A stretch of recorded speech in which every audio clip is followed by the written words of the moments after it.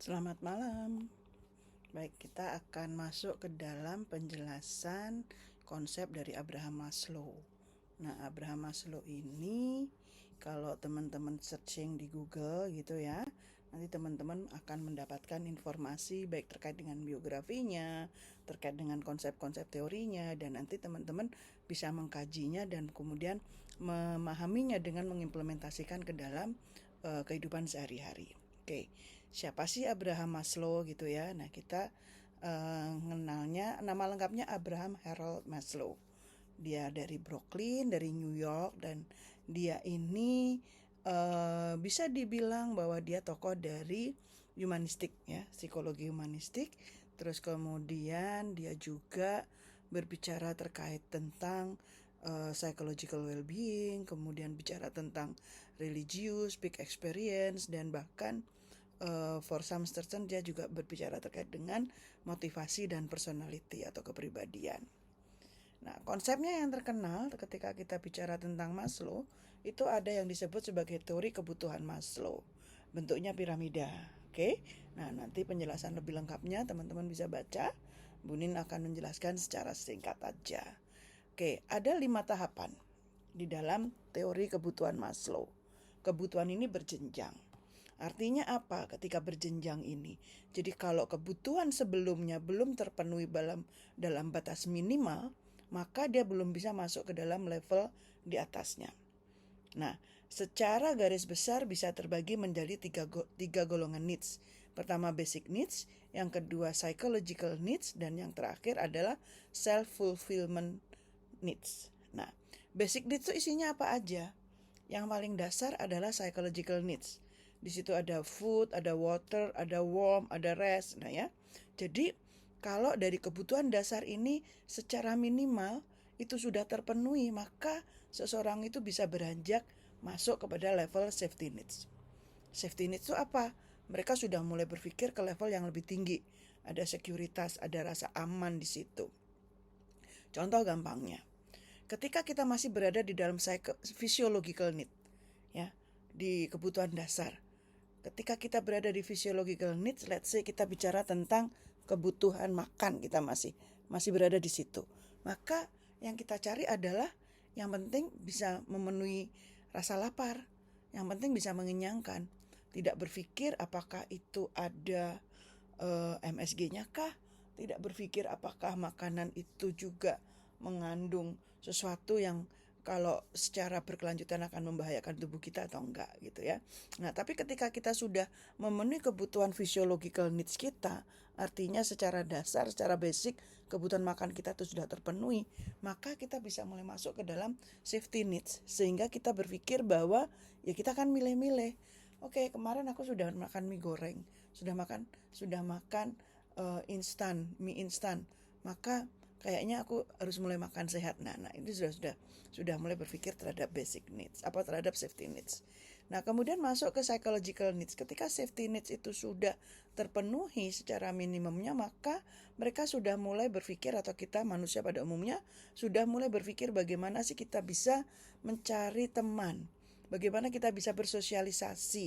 Di situ ada suatu need yang disebut sebagai belongingness dan love needs. Jadi kebutuhan-kebutuhan untuk intimate relationship itu ada di situ. Nah, ketika kita sudah berada di level ini, ketika dengan teman kita sudah ada, maka menaik lagi di jenjang yang berikutnya, di level yang berikutnya bicara terkait dengan esteem needs. Esteem needs ini akan berkaitan dengan satu hal yang disebut prestis.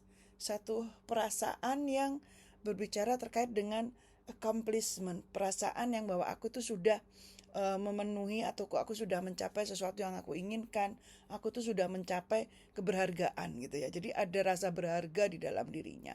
Aku tuh person yang worth to think loh. Aku tuh individu yang berharga untuk bisa dilibatkan di dalam sesuatu hal gitu ya.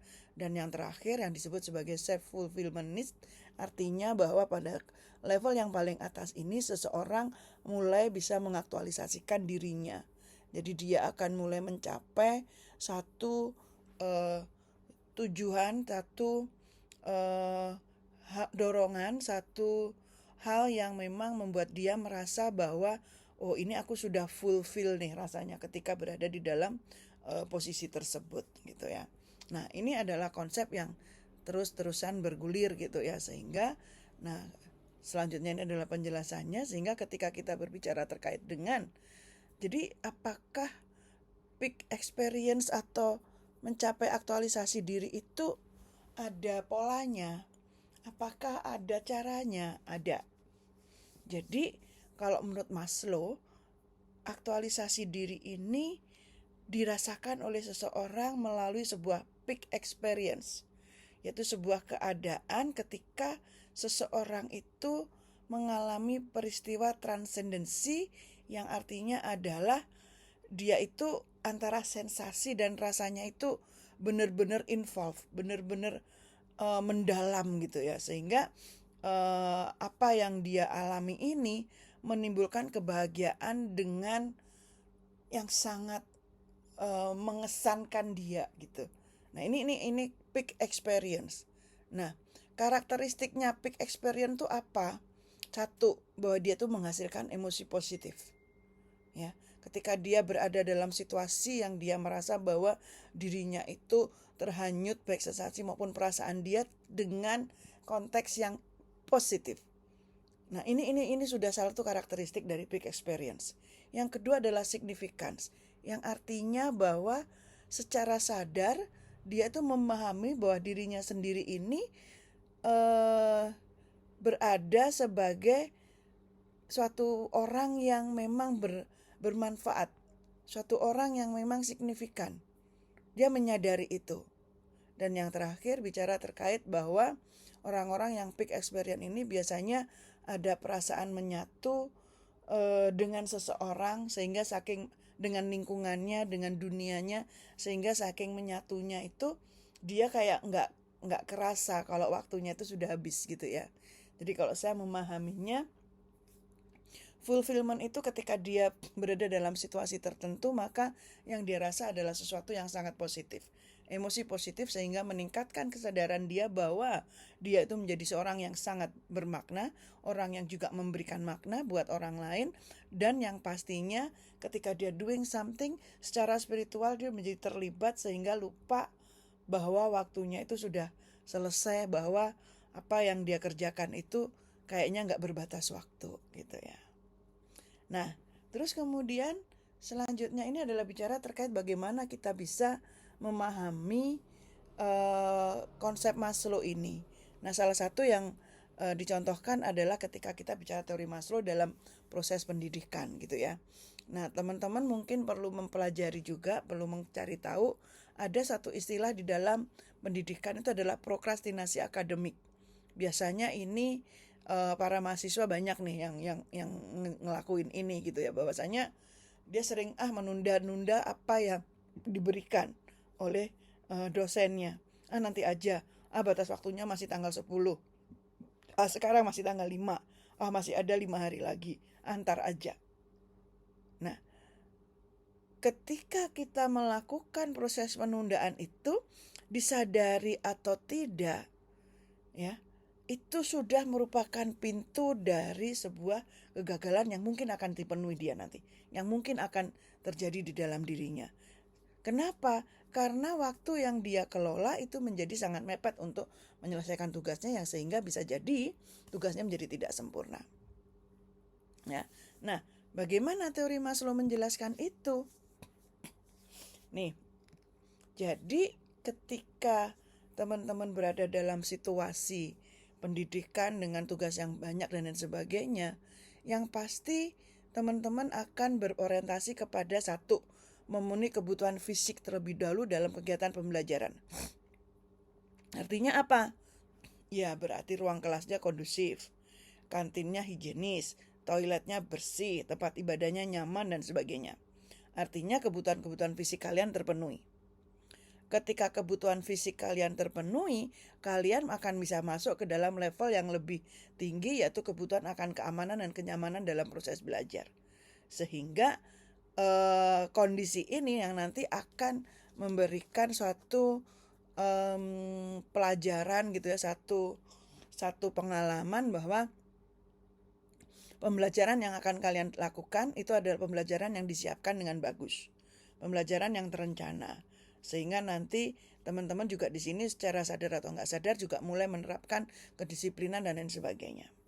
Kemudian memenuhi kebutuhan akan cinta, ini bisa terlihat dengan ketika kalian harus menjalin relasi bukan hanya dengan pengajarnya, bukan hanya dengan dosennya, tapi juga dengan rekan-rekan kalian, ya, baik dengan sesama mahasiswa, sehingga nanti di sini bisa membantu proses pembelajaran dengan kerjasama misalkan. Terus kemudian yang terakhir, yang berikutnya adalah berbicara terkait dengan harga diri atau self-esteem. Nah, ketika kalian melakukan proses pembelajaran, kemudian ada prestasi, ada pencapaian-pencapaian, dan kemudian kalian di-acknowledge bahwa hasil karya kalian itu adalah hasil karya yang bagus, maka disitulah mulai muncul yang namanya apa yang disebut sebagai harga diri. Jadi teman-teman ketika mencapai prestasi, diberi kepercayaan, ketika dapat melaksanakan tugas itu teman-teman menerima pujian-pujian. Teman-teman menerima reward. Nah, hal inilah yang kemudian ikut mengembangkan apa yang disebut sebagai self-esteem. Nah, ketika self-esteemnya semakin kuat, maka bisa masuk ke dalam aktualisasi diri.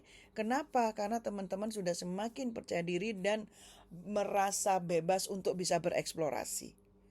Ya, merasakan bahwa oh ini aku sudah memiliki kemampuan, aku akan bisa melakukan ini, aku bisa merasakan yang namanya big experience tadi. Sehingga dalam proses pendidikannya, aktualisasi dirinya biasanya apa? Biasanya kalau kita berbicara aktualisasi diri di dalam pendidikan, kurang lebihnya adalah bahwa paling tidak pencapaian akan karya dia.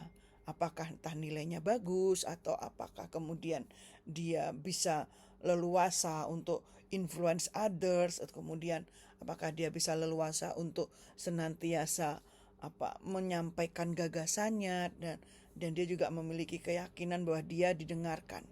Nah, ini adalah bagaimana implementasi Maslow di dalam pendidikan. Nah, teman-teman bisa memperkaya materinya dengan berbagai bacaan, dan saya rasa ini memang cukup tua buku-bukunya, tapi konsepnya Maslow ini tidak sulit kok ditemui. Teman-teman bisa klik konsep dari teori Maslow kalau memang penjelasan yang Bu Nin sampaikan mungkin kurang bisa diterima, kurang bisa difahami. Nah, jangan lupa disiapkan. Kalau tadi sudah bicara tentang bagaimana teori Maslow di dalam pendidikan, minggu depan kita bisa berdiskusi bagaimana Maslow itu diterapkan dalam konteks yang lainnya. Itu barangkali hari ini. Terima kasih teman-teman sudah menyimak video Mbak Nin. Sampai ketemu lagi minggu depan. Selamat malam.